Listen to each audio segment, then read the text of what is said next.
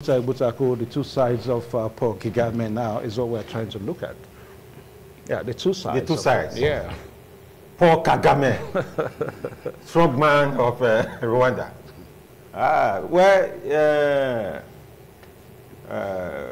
Looking at Paul Kagame, it's a phenomenon. You know, talking about African politics, you know, it's a phenomenon because he has brought. It's a poster child, so to say, a poster child for African development in the last 3 decades. The kind of development that we have not seen before. The kind of political leadership. The kind of, charisma. He has brought charisma to political leadership in Africa, which most African leaders have not been able to do. So we can call him an achiever because he has brought so much. He has brought stability. He has stabilized the country, given where the country is coming from. We remember the genocide. We remember where Rwanda was 26, 30 years ago. So, and he's a darling of Western leaders. You know, they respect him because he has chosen to be different from most African leaders.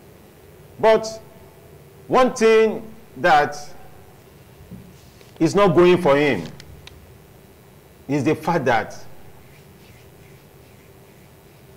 all his achievements, all what he has achieved, stability, infrastructural development, democracy, and what have you, it has been to the detriment of a free society. Because I will always advocate for a free and open society. Because of my background, I've been into the civil society. And I'm not a motor park comrade. I'm a comrade to the core. I went to the mill. And I know what I mean. I know what I'm saying when I talk about talking about open society. We don't have open society in Rwanda. During the election, it was very clear. Kagame made sure the opposition parties and candidates did not have their way. There was no free and fair, playing field for all participants, all candidates that participated in that election. And what happened at the end of the day? You see him getting 98 point something percent. Oh, that's 100%. What kind of popularity is that? I remember his major rival, was not allowed to even campaign. Threat of assassinations, political thuggery, and name them. But I see this maybe because of my background. But I don't want to agree that society must suffer because one guy is breaking development. Society must be closed down because one guy has stabilized the country for 30 years. Thank God he has brought stability to Rwanda, as I said earlier. But I'm not, comfortable with his human rights records. Human rights record is very glaring, is very clear. Okay. So it's a dictator per excellence. I maintain that. Okay. Now, Professor Buniyami, perhaps before we start seeing the videos now that we made to see how the inauguration was carried out yesterday at the Amahoro Stadium in Kigali, Professor Buniyami, now, for some people, they probably describe Kigali as a leader when it has to do with the development in Rwanda, his achievements, healthcare, in terms of bringing women to the forefront in politics in Rwanda, and of course all that. Now, why for some other people, they will describe him as a ruler, when it comes to his despotic, tendencies and all that. But we are looking at a situation of a nation that they still have the genocide issues in their memory. And of course, for a nation that has just be free from genocide issues and all that. So after all this now, can we still continue to blame Paul Kagame that maybe he has still not allowed that freedom that Nowita is trying to describe here to be in Rwanda? Well, the issue here is that as long as Kagame lives, as long as people that witnessed the genocide live, you cannot take that memory of the war, of the genocide, off their consciousness. Of course, when you look at himself, being a soldier, I mean, his background is military background. With his military background. Yeah.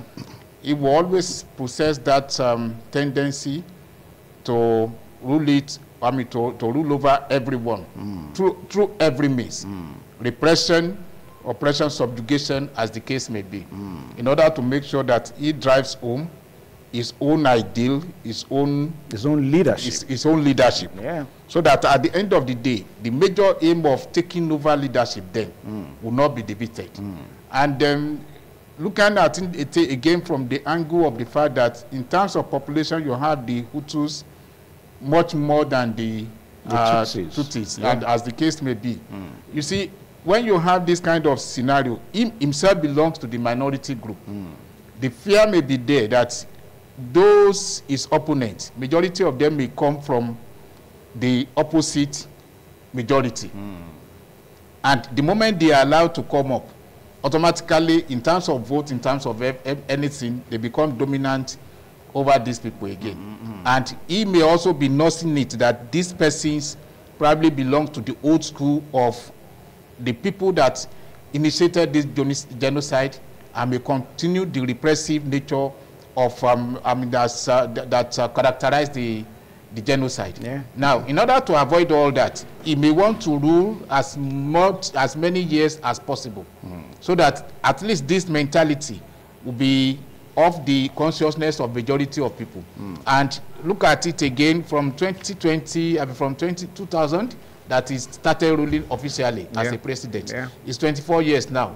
And they already made a law, the parliament, they already passed a law that will make him president to either 2030 or 2034. So you are looking at, if it is 2034, you are looking at the people around 2000 that were born around 2000. It will be around 34 years old. And majority of them will have seen this new Rwanda in quotes. They will want to sustain that. And the bulk of the population of the people that actually witnessed the genocide will have grown old. Nobody will be thinking of how to repeat that again. So that might be his own thinking, that ruling for a long time may eventually erase this consciousness from the mindset of majority of people. Okay. All right, so gentlemen, before we continue, let's just go through some of his achievements one more time. The achievements of for the past period that he has ruled. He has implemented economic reforms leading to rapid growth and development in Rwanda. And of course, we also understand that he improved healthcare and education systems in Rwanda. And also, too, he has promoted women's empowerment in representation in government in Rwanda. We understand that about 65% of women's representation in governance in Rwanda. I think he's about the only head of state now in Africa that has that kind of representation. You know, that kind of record. Staggering. You know, that kind of record is something that is less 65%. Yeah. It's that's serious. You mean that's serious? It's serious. Yeah, but that's the case in Rwanda. Well, it is serious because at the end of the day, it's like having many women, having more women in schools. Yeah. Because these are the people that graduate into the parliament, into the leadership of the country. You have more women in education than men, who will eventually marry them. All right, so the achievements so far also includes fostering regional integration and African unity. Gentlemen, we're going to be talking about that later on because that seems to be a major issue that he has to handle in this fourth term in office, because Rwanda is really not at war, but neighboring countries, the DRC, Congo, Sudan is there, Burundi, and all that. So nations around Rwanda, a writer was trying to praised Paul Kagame, that he is not really concerned about domestic issues, but his interest is more of neighboring countries. So that seems to be one of his major issues he's going to be handling in this fourth attempt that he has assumed. Now, let's see more of that video. Let's see more of that inauguration, whereby we can see the Chief the Chief Justice of the nation by name, Faustin Nsezi Yayo. That's his name now, you know, administering the oath of office to Paul Kagame as he assumed another tenure of for fourth term. Now, some of his controversies, human rights concerns, just like what Nowita Ibutako has talked about, restrictions on you know, political human rights and all that, especially for political opposition groups. Then allegation of involvement in neighboring countries' conflicts. There has been also allegations that too. Even in the DRC, we understand that a lot of people are saying that he has hands, yeah. You know, still trying to maybe support his own ethnic, ethnic group, M23 group, you know, in the DPRC. Now, gentlemen, as we look at Paul Kagame now in this another tenor, don't we think there is the need for him to look more inward at home rather than trying to poke nose, let me use that word now, in issues around the world, despite the fact that somehow they may also snowball into domestic issues. Professor? Well, if you ask me, the way he's going about his governance of the country, of course, to Rwandans, it may be the best, but to neighbors, it's a thorn in their flesh. And that may not be far from the fact that the Tutsi tribe, they are not only in Rwanda. They are, you have part of them in Uganda, you have part of them into neighboring countries. Into neighboring countries. Yeah. And that explains the reason why his own family in 1959, when there was genocide, they had to move to Uganda. Yeah. That was 2 years after he was given birth to, and that was where he grew up. And he was able to form this RPF from there. Yeah. And more or less, I mean, when the war started, the civil war started in 1990, he had to move to Rwanda. Yeah. Now, you can say that he still has his roots in Uganda. Back in Uganda. Yeah. And who knows, if it was any of his tribesmen that started the M23 rebels, they may also have been seeking that support, that bond with him to make sure that they sustain themselves. And if peradventure anything happens in Rwanda tomorrow, again, God forbid, these persons will be there as backup. All right, so if we can see that video again, perhaps give it some sound so that we'll really get to see that inauguration. If we can see that video again and give it some sound so that we get to see that inauguration one more time at the Amahoro Stadium in Kigali, whereby the Chief Justice of the Nation, Faustin Nsezi Yayo, had to administer that oath of office to Paul Kagame. Let's try to see that video one more time and hear one or two words, from how the ceremony went only yesterday. Nsezi Faustin, Perezida w'Urukiko rw'Ikirenga, tumaze kubona ko nyakubahwa Kagame Paul yatorewe kuba Perezida wa Repubulika y'u Rwanda, tumaze kubona ko ibiteganywa n'amategeko byose byubahirijwe, dushingiye ku itegeko nshinga rya Repubulika y'u Rwanda mu ngingo yaryo y'102 iteganya ko uwatorewe kuba Perezida wa Repubulika arahira indahiro ye ikakirwa na Perezida w'Urukiko rw'Ikirenga. Tunejejwe no gutumira nyakubahwa Kagame Paul kutugezaho indahiro ye.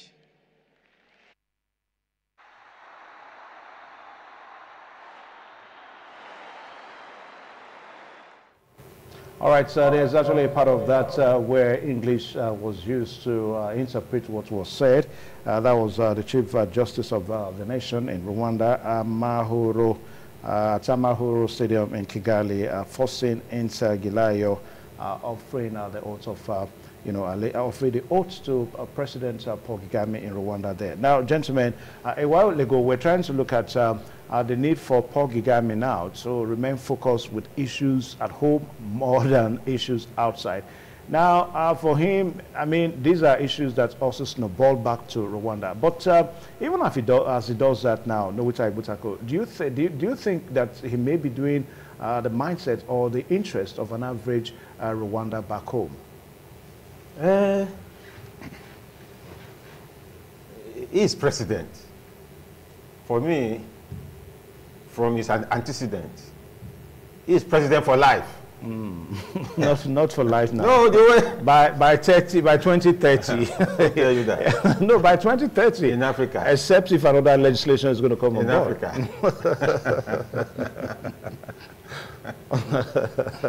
So for me, that is a president for life. Yeah. So he is conscious.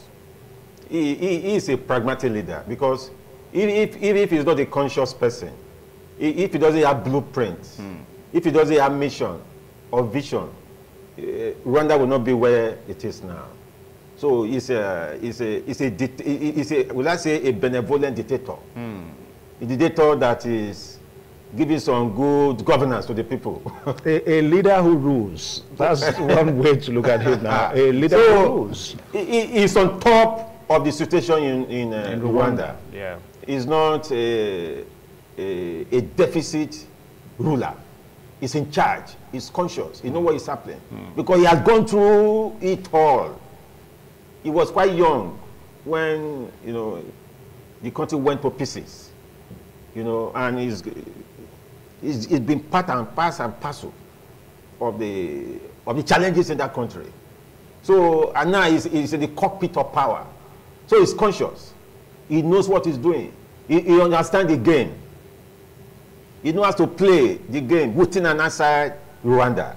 He knows his food across the border. And he has his own ambitions. Because when you are a leader, you must have your sympathies, whether you like it or not, outside your domain. He has some sympathies for some guerrilla fighters across across his border and things like that. Yeah. So talking about the people, talking about the youth, talking about the generation of the people, he's in charge. He's on top of the problem in Rwanda. So, and what we only hope or pray that he should not derail in the sense that axis of Africa, you have the Democratic Republic of Congo, you have Uganda, you have this, you have that, and for some time there was this problem with even South Africa. There was this small problem with Ramaphosa of South Africa. They are still passing that. Somehow it's a piece of the graveyard between Rwanda and South Africa. So for me, Kagame is not a joker. He's pragmatic. He's passionate about development. He has mission and vision. So I don't see him spoiling that axis.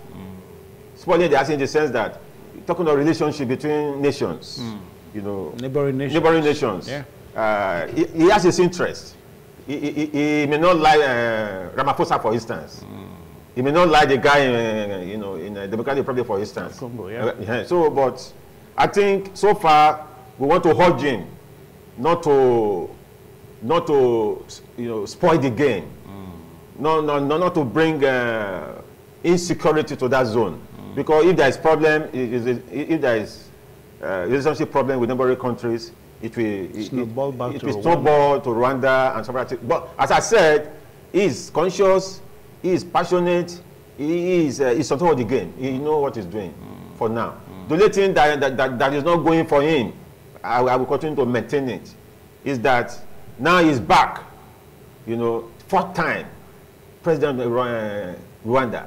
He has to work he had to rewrite some aspect of his governance, so that the government will have a human face. You can put food on the table.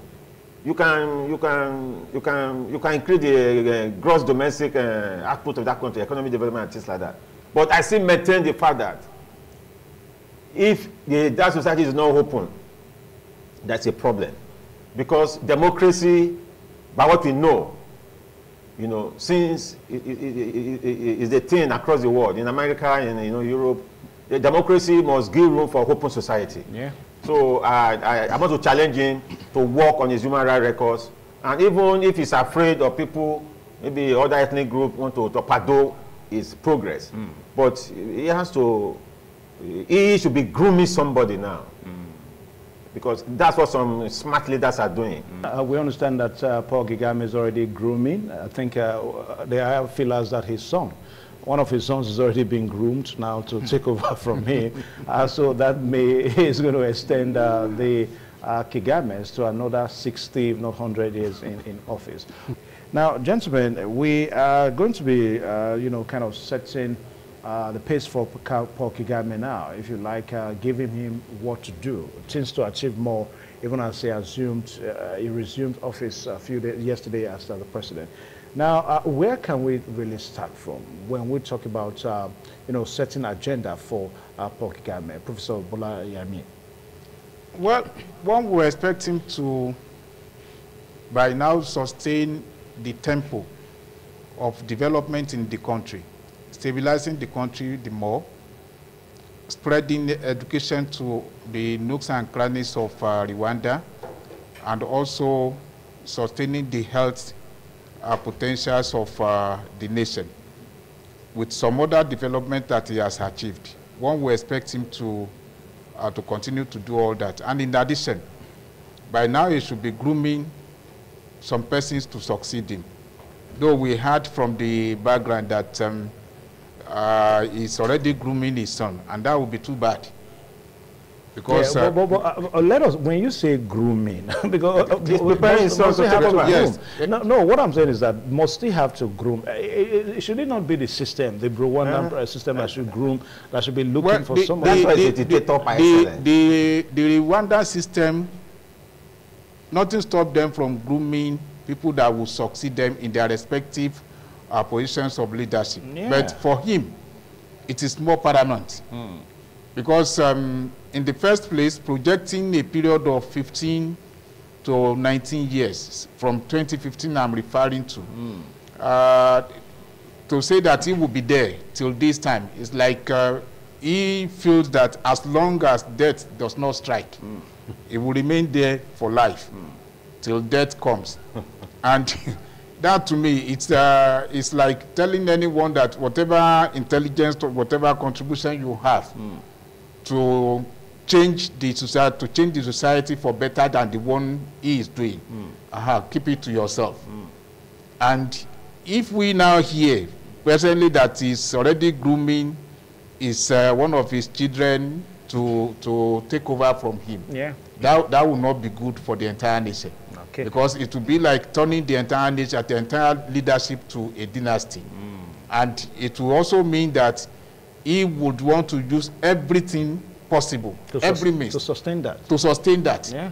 And also teach his child or his son to be able to sustain that when he's no more. And that is not good for any nation. All right, so what's our agenda setting for Paul Kagame? Well, agenda setting, we want to see a Paul Kagame the next 2, 3, 4 years, turning his country into a paradise, so to say. He has achieved some level of paradise in terms of development, in education, health, and other, sectors of the economy, other sectors of the country. But I think he has to, work on his human rights record. Because when we talk of democracy, democracy is different from dictatorship. Democracy is not autocracy. Democracy is not feudalism. is not, because by our standard, he is saying he's operating democracy. That's what Kagame is telling everybody. But on paper, there's no democracy in Rwanda. But we really don't have reaction. Yeah, we have reality. We are experts in this field. We know what is happening. We know the tools. Yeah, but we don't have reactions. Tools of governance. Yeah, do we have reactions from Rwanda in that respect? What kind of reaction do you want to have when the president has captured the populace? When he has each squads, you have assassination, fast shooters, expert shooters. This is real. That is the stain that is working against Kagame. Because we watched during the elections. People were not free to campaign. The opposition parties, they were more or less like zombies. Very few. The few ones, they even compromised. Yeah. Because the ones that were even ready to do things, they were not allowed to function. They were monitored. We saw what happened. Is that a democracy? But those as we used to say, as I said earlier, it's a phenomenon. Looking at Africa, where you have twin tragedies. When I say tragedies, talk of leaders who are autocratic. You have leaders who are undemocratic. Mostly on the African continent. That's a tragedy. Second tragedy, you still have the same leaders. They refuse to bring development to such countries. That is the two tragedies. But in Paul Kagame, we have seen somebody who has brought development, though to the detriment of fundamental human rights and open society. So I think I want to challenge him, because if he must look quickly at the United States, for instance, I think about 89 days to the election. In America, the main problem working against Donald Trump of the Republican Party has made it very clear that when he becomes president, he's going to be an authoritarian president. So he's going to be a dictator. In a bastion of democracy like the United States, that is the fear. That is why another American said we will not allow Donald Trump to become the next president of America. So the point I'm trying to say is that if a bastion of democracy, so that America, United States, is afraid of a dictator who wants to turn the rules upside down, must we clap for a Paul Kagame in Rwanda? I would not clap for him. Okay. Because just as Prof said, if actually his grooming is one of his sons, the government to establish a dynasty, such as what we have in North Korea. Okay. Now let's come. Is that what we need in Africa? Yeah. Let's come off that. So now, at least he has to work on those areas and continue his developmental strides. All right. Now, beautiful. Now let's come off that now, gentlemen. The reason of it all is what has been going on for the recent times now. British asylum seekers in Rwanda. Now, as we speak now, almost about 15 billion pounds. Almost about 15 billion pounds has been spent so far by the British government, in that direction. When Keir Starmer came in, automatically he stopped that with an executive order. He's hanging now. A lot of nationals all over the world, are trapped in Rwanda. And for the average Rwandese, they are not comfortable with that, because they fear of another race being raised up that may ignite some form of what tomorrow is there. So, gentlemen, how will Paul Kagame deal with this issue in Rwanda in this tenure? Well, of course, you have mentioned it, because in the first place, what was the original motive of the British government to send some refugees to that place? To Rwanda. To Rwanda. Yeah. Knowing fully well that Rwanda has human to land population problem. Human to land population problem. Because in terms of population, the population of the people that they have, the land mass cannot really, it's insufficient for them. So if you have that already established, what is the essence of bringing more people to overpopulate such environment? When you have that kind of situation, there will be competition for everything. And there will be internal strife, and this issue of xenophobia will become rife again. And it may eventually lead to another form of civil unrest. So even if he's a soldier, he was a military man who still understands the rudiments of how to subdue such. It may get to a point when such things may become explosive, and it may consume the entire nation. So this is why, in my own view, such idea being stopped by the current Prime Minister is a good one, but it should not go to the extent, or it should not go to the extent that he will now start reviewing it in order to come back to it again. It's something that's supposed not to be. Now, what about the possibility of even taking them off Rwanda, maybe sending them back to, can we say send them back to UK, or maybe get their citizenship? Well, if they will send them back to UK, it's getting there cost some amount of money. Yeah. Not small amount of money. So taking them back, who will be responsible for that? And then where do you take them back to in the UK? So it's something that is already a problem that they must find a way to. And if majority of them feel that Rwanda is not their final destination, and the lifestyle, the kind of control on security doesn't suit the way they would have loved to live their lives, the place may eventually serve as transit to majority of them. And don't forget, it's like comparing the heat in the fry pan to that of fire. Because if you run away from Kagame, from Rwanda, you'll be landing in the DRC. Or you I think for me, a minor, a terrible mistake by Paul Kagame. Paul Kagame, because he did not see the... No, what was it, from your point of view, I beg you to interfere with what you wanted to submit now. What do you think was his major interest? Dollar, pen sterling. It's the resources. What are we saying? A country that's more or less landlocked. How many people are there? The sound of the pound sterling. Of the pound sterling. The billions of pounds. Intoxicated, knocked him off. I'm sure it's one of the greatest mistakes he has made in his life presidency so far. For me, his life is a life president. How could he have agreed to that? As he forgot about imperialism, as he forgot about neocolonialism, because these people, they don't sleep.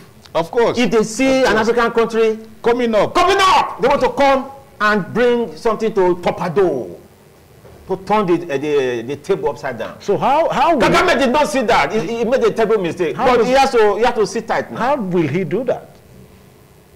He has to be proactive. He has the next 4 years to him. He has to take decision. Is he back to London, or he has to come up with a policy?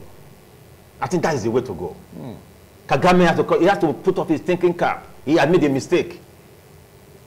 If the Labour Party pick holes in that policy by the conservatives in UK. Yeah.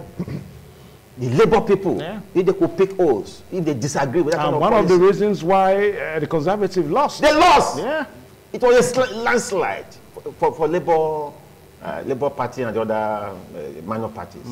So is it the kind of thing that did not go down well with some people in Great Britain, the sponsors of that program? Then you Kagame, you want to it's the money, it's the carrot.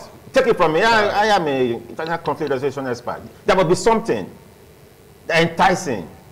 Now, so to me, that is a stain. Yeah, Professor. In his life presidency, he's a life president. Yeah, with this now, can we really exonerate Paul Kagame from the corruption issue with African leaders? Because whether we like it or not now, perhaps Paul Kagame is probably one of the leaders in Africa that we may say, okay, no charges really against him and all that. But with the recent UK asylum seekers deal, can we really exonerate him?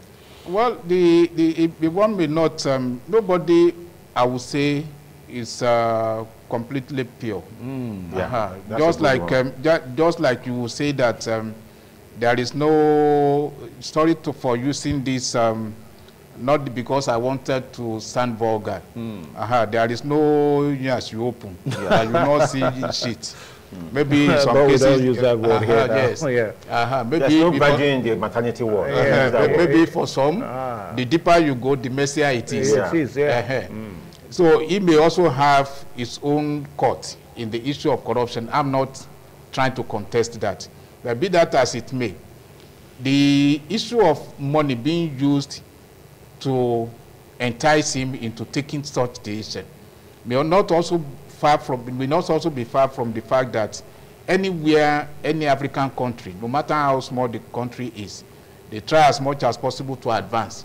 And they see these indices that this country is already making it. It's being stabilized. It's being stabilized. They find every means to make sure that they use something to castigate, to castrate such country. And that may be what they intended to do. And he may not have also have seen it from that angle. By looking at the enormity of the money, what he could use the money to do within Rwanda, to develop Rwanda. But it's like giving me money and then sending your children or the children of other people to come and stay with me. So, and you want to tell me that you have really dashed me money. I will thank you for that. But when you send other people, it's like using one hand to give, using the other hand to take. And the people that will be there, they are not going to be there for certain period of time. Some of them may eventually become Rwandan citizens, so to speak, through their generations and through their intermarital activities, engagements. So who are you going to blame for that? Eventually, just as we said earlier on, the population will become over-bloated. Over-bloated. There will be problems. There will be series of problems. And majority of them may also fall into getting recruited into any of these Red Bull organizations surrounding Rwanda. So if at the end of the day, it's like it's a dead end for some, while it could be a transit for some. But whichever way, as we know the East African countries as it is today, they are not as rosy as one would think UK will be. So if you leave Rwanda, are you saying you are going to Somalia? From there you go to Mozambique, or you go to... Is it Kampala? Is it Kenya that you say? Which of the countries would you say is, is as good as what someone that decided to leave Nigeria, for instance, would think of? It's not different from someone that it may not eventually be different from someone that decided to leave Nigeria and get to Togo or the Republic of Benin and be telling people that it's also in abroad. All right, so gentlemen, as we commence our descent now, the issue of women representation in Rwanda, in governments in Rwanda, has been so applauded by a lot of persons. Now, I think so far it has really not brought no criticism against Paul Kagame, rather it has been of praise and all that. So would we want to suggest that he should continue with that, Nwita? Yeah. Kagame's gender agenda is fantastic because he has embraced the women folk. He has been very conscious. He has been very, very frontal. He bringing the women, into the mainstream politics.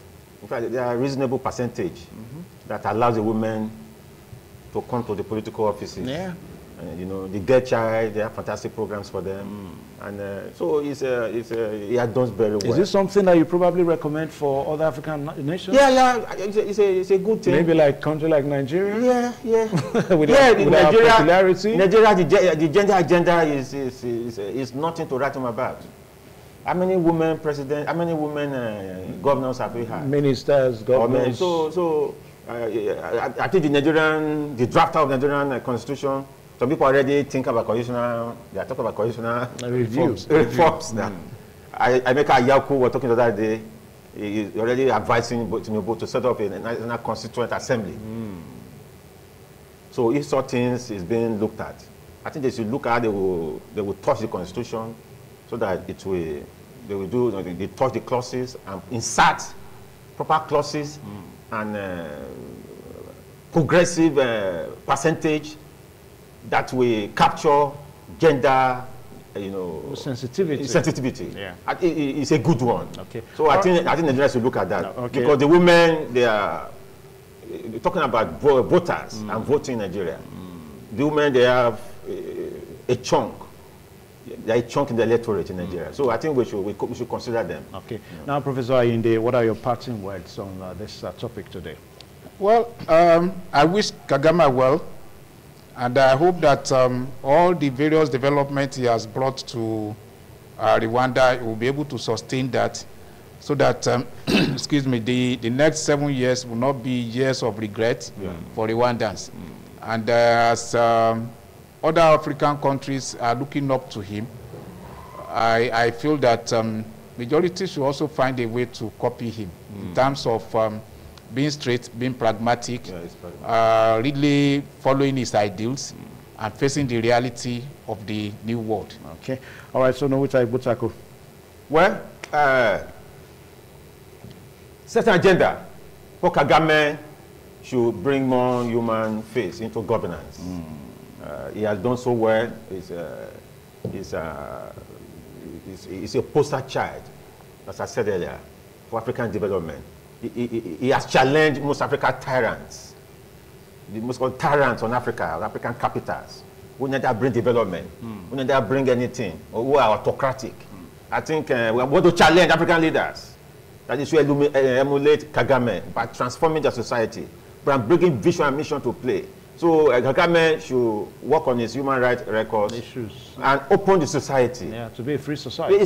You cannot compromise it. Okay. Even the passion of democracy in America, they are still jealous of that freedom. People should be free to do what they want to do. So I challenge him on that note. All right, so this is where we bet the program today. But before we let you go, we need to let you know one more time that he's been there since the year 2000. That's the year 2000. So for 24 years now, Paul Kagame has been the president of Rwanda. 2020, 2003, 2010, 2017, and of course now the year 2024. So this one now is going to end by 2030. That's when it ends. But we hope that another legislation will not come up again, so that he's going to. By then, Paul Kagame is going to be almost 70. It's about 66 now. So by then it's going to be more than 70. So you can imagine that. But above it all, we have some of the achievement that, whether we like it or not, we cannot take away from his administration. For example, he implemented economic reforms leading to rapid growth and development in Rwanda.